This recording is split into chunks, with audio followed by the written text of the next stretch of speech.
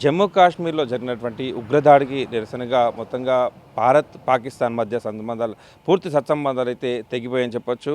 ముఖ్యంగా సింధు నది జలాల ఒప్పందం ఏదైతే ఉందో అది కూడా పూర్తిగా భారత్ విరమించేసుకుంది.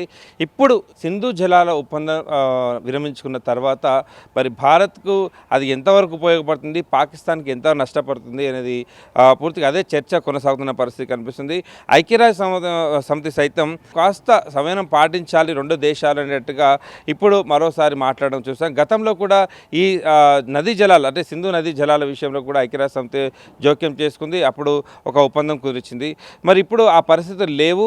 పాకిస్తాన్ అంటే ఇప్పుడు పెహల్గాంలో జరిగినటువంటి ఈ దాడి తర్వాత పాకిస్తాన్ ఏమైనా మారుతుందా, పాకిస్తాన్ ఇంకేమైనా అంటే ఈ దాడి ఉగ్రదాడికి మాకు ఎలాంటి సంబంధం లేదు అనేటువంటి వార్తలు ఏమైనా చెప్తుందా, అలాంటి లేఖలు ఏమైనా పంపిస్తుందా, అలాంటి విషయం ఏమైనా బాహ్య ప్రపంచానికి చెప్తుందా అంటే అలాంటిది ఎక్కడా లేకుండా పూర్తిగా అంటే ఉగ్రవాదులను మేమే పెంచి పోషిస్తున్నాం, పహల్గాం ఘటనకు మేమే బాధ్యులం అనేటట్టుగా అంటే రెచ్చగొట్టే వ్యాఖ్యలు చేయడం ఇవన్నీ చూస్తూనే ఉన్నాం. సో వీటన్నిటి నేపథ్యంలో భారత ప్రభుత్వం పూర్తిగా పాకిస్తాన్తో సత్సంబంధాలు అన్నీ కూడా తెప్పచేసుకుంది. ముఖ్యంగా నదీ జలాల విషయంలో పూర్తిగా ఉన్నటువంటి ఒప్పందాలు రద్దు చేసుకుంది. మరి ఇప్పుడు సింధు జలాలు అంటే ఈ నదీ జలాలు 80% వరకు సింధు జలాలను వినియోగించుకుంటున్న పాకిస్తాన్ అక్కడ ఉన్నటువంటి వాణిజ్య పరంగా కావచ్చు, తాగడానికి కావచ్చు, విద్యుత్ ఏర్పాటు కోసం కావచ్చు, సో వీటన్నిటి కోసం వాడుతున్నటువంటి ఇప్పుడున్న పరిస్థితుల్లో మరి పాకిస్తాన్కు పూర్తిగా ఈ నదీ జలాలను ఆపేయడంతో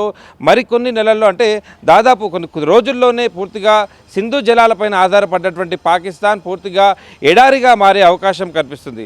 మరి మరోవైపు భారత్కు మరి సింధు జలాలను ఆపడం వల్ల మరి భారత్కు అంత మేర నీటిని అంటే ఇన్నాళ్ళు 80% నీటిని కిందికి వదలడం అంటే అప్పటికప్పుడు ఉన్నటువంటి ఆ డ్యామ్లు ఏవైతే ఉన్నాయో ఆ నీటి నిల్వ ప్రాజెక్టులు ఉన్నాయో ఆ వాటితో సాధ్యమైంది. మరి ఇప్పటికిప్పుడు ఆ నదీ జలాల ఒప్పందం విరమించుకున్నాం. మరి ఆ నదీ జలాలను దిగువ ప్రాంతానికి ఆపడం ద్వారా మరి ప్రాజెక్టులు అంత మేర ప్రాజెక్టులు భారత్ నిర్మించగలదా అంటే ఖచ్చితంగా భారత్ ఇప్పటికే 80% అయితే నీళ్ళని ఏదైతే ఆపేసిందో ఆ తర్వాత ఏదైతే భారత్ దగ్గర ఉన్నటువంటి అత్యాధునిక టెక్నాలజీతో అంటే కొద్ది రోజుల్లోనే భారీ నీటి నిల్వ ప్రాజెక్ట్ నిర్మించే కెపాసిటీ ఉంది. మరి ఇప్పటికే నదీ జలాలు అంటే పైభాగంలో ఉన్నటువంటి ఆ ప్రాంతాలకు నదీ జలాలు వెళ్ళేలాగా కూడా కాలువలు సైతం ఇప్పటికే మొదలు పెట్టేశారు. మరి ఇప్పుడున్నటువంటి ఎండాకాలం అంటే గత 2 నెలలుగా చూస్తున్నాం అతి తీవ్ర ఉష్ణోగ్రతలు అయితే వస్తున్న పరిస్థితి కనిపిస్తుంది. మరి భగభగమండేటువంటి ఎండల సమయంలో పాకిస్తాన్కు నీరు ఆపడంతో ఆ ప్రాంతమంతా కూడా ఎడారిగా మారే అవకాశం కనిపిస్తుంది. మరోపక్క 80% నీటిని పాకిస్తాన్కు దిగువకు పంపకుండా ఆ 100% అంటే కేవలం భారత్ 20% వాడుకోవాలి, పాకిస్తాన్ 80% వాడుకోవాలనేటువంటి ఆ ఒప్పందం ఏదో అది రద్దు కావడంతో పూర్తిగా సింధు జలాల పరిధి మొత్తం కూడా భారత్కి మరి అవకాశం ఉంది వాడుకోవడానికి.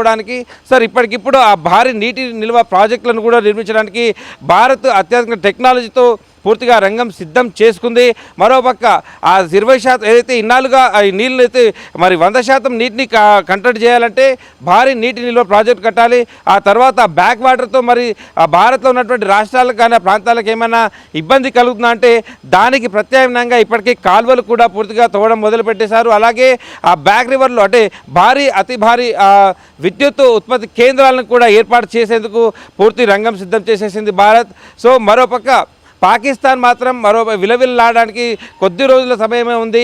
మరి ఇన్నాళ్ళుగా అంటే గడిచిన 5 రోజులుగా చూస్తూనే ఉన్నాం ఒక్కొక్క దిశగా కవ్వింపు చర్యలు మాత్రమే తప్పితే ఎక్కడ కూడా ఆ ఉగ్రదాడికి సంబంధం లేదు అన్నటువంటి ఒక్క వార్త కూడా ఇప్పటివరకు పాకిస్తాన్ నుంచి రాలేని క్రమంలో మరి భారత్ చాలా కఠినమైన నిర్ణయాలు తీసుకుంటుంది. ఇప్పటికే భారత్లో ఉన్నటువంటి పాకిస్తాన్ వారందరినీ కూడా తరిమి కొట్టేస్తుంది. మరి ఆ పక్క అక్కడ ఉన్న వారంతా కూడా రప్పించేసుకుంటుంది. సో పూర్తిగా రాకపోకలు క్లోజ్ చేయడం, మరోపక్క ఈ నీటి ఒప్పందాలను కూడా రద్దు చేసుకోవడంతో పాకిస్తాన్ పూర్తిగా ఎడారిగా మారేందుకు ఎంతో సమయం దగ్గర లేదు అనేటట్టుగా తెలుస్తుంది. మరోపక్క ఉగ్రవాదులను ఏరివేయడంతో ఏరివేయడం కోసం సైనికులు ఎప్పటికప్పుడు ఆ బార్డర్లో కొద్దిగా పర్యవేక్షణ చేస్తూనే ఉన్నారు. మరోపక్క ఉగ్రవాదులకు ఎవరైతే ఆద్యం ఇచ్చారో వారందరినీ కూడా లేపేసిన పరిస్థితి కనిపిస్తుంది. సో అన్ని విధాలుగా అష్టదిగ్బంధనం చేసేసింది పాకిస్తాన్కు. మరొకసారి అంటే రిపీటెడ్గా మాట్లాడుకున్నట్లయితే ఈ నీటి ఏదైతే ఒప్పందం ఉందో దీని ద్వారానే దాదాపు 80% నీటిని అంటే దాదాపు ఆ ప్రాంతం అంటే 50% పాకిస్తాన్కు ఈ సింధు జలాల మీద ఆధారపడి ఉంది. ముఖ్యంగా వ్యవసాయం కావచ్చు, తాగునీరు కావచ్చు, వాణిజ్య రంగాలకు కావచ్చు. మరి వీటన్నిటితో ఇప్పుడు ఈ నీరు ఆపడంతో పాకిస్తాన్ పూర్తిగా ఎడారిగా మారేందుకు పూర్తిగా ఎంతో సమయం లేదని కూడా చెప్తున్నారు. మరోపక్క భారత్ దగ్గర అత్యధిక టెక్నాలజీ ఉన్న నేపథ్యంలో కొత్త సమయంలో చాలా తక్కువ సమయంలోనే ఎక్కువ భారీ నీటి నిల్వ ప్రాజెక్టులు కట్టేందుకు అవకాశం ఉందన్నట్టుగా కూడా నిపుణులు చెప్తున్న పరిస్థితి కనిపిస్తుంది. సో ఇదంతా జరగడానికి ఎంతో సమయం పట్టదు, చూస్తూనే ఉన్నాం. రోజుల్లోనే టెక్నాలజీ అంటే భారత్లో ఉన్నటువంటి అత్యధిక ఈ టెక్నాలజీతో అతి కొద్ది రోజుల్లోనే భారీ నీటి నిల్వ ప్రాజెక్టులు కడుతుంది. అలాగే భారీ విద్యుత్ ఉత్పత్తి కేంద్రాలను కూడా ఏర్పాటు చేస్తుంది. మొత్తంగా కిందికి పోయే 80% నీళ్లు అదే భారత్ 20% వాడుకునేది. సో ఈ రెండు కలిపి అంటే దాదాపు పూర్తిగా అంటే 100% ఈ సింధు నది జలాలను భారత్ వాడుకోవడం వల్ల పూర్తి భారత్ కూడా దాదాపు దీనిపైన ఆధారపడినట్టు ఈ ప్రాంతాలన్నీ కూడా సస్యశ్యామలం కావడానికి అవకాశం ఉంది. సో ఒక్క దెబ్బకు రెండు పిట్లు అనేటట్టుగా ఇటు భారత్కు ఎంతో మేలు చేకూరుస్తుంది. ఏదైతే భారత్ పాకిస్తాన్ కవింపు చర్యలతో అటు యుద్ధం ఇప్పటికే మొదలైందని చెప్పొచ్చు. అంటే యుద్ధం అంటే నేరుగా సైనికులు అలాగే బాంబుల దాడి కాకుండా ఇలా ఈ రకంగా కూడా యుద్ధం చేయొచ్చు అనేటట్టుగా ఇప్పుడు చెప్తున్న పరిస్థితి కనిపిస్తుంది. సో భారత్ ఈ నిర్ణయాలకు పక్క అంటే ఐక్యరాజ్య సమితి మాత్రం సమయం పాటించాలన్నట్టు ఒక మెసేజ్ ఇవ్వడం జరిగింది తప్పితే భారత్లో ఉన్నటువంటి రాజకీయ అన్ని పక్షాలు కూడా పూర్తిగా కేంద్ర ప్రభుత్వానికి అందివ్వడంతో మరి కాస్త సులభంగా మారే అవకాశం కనిపిస్తుంది ఈ నిర్ణయాలను తీసుకోవడానికి.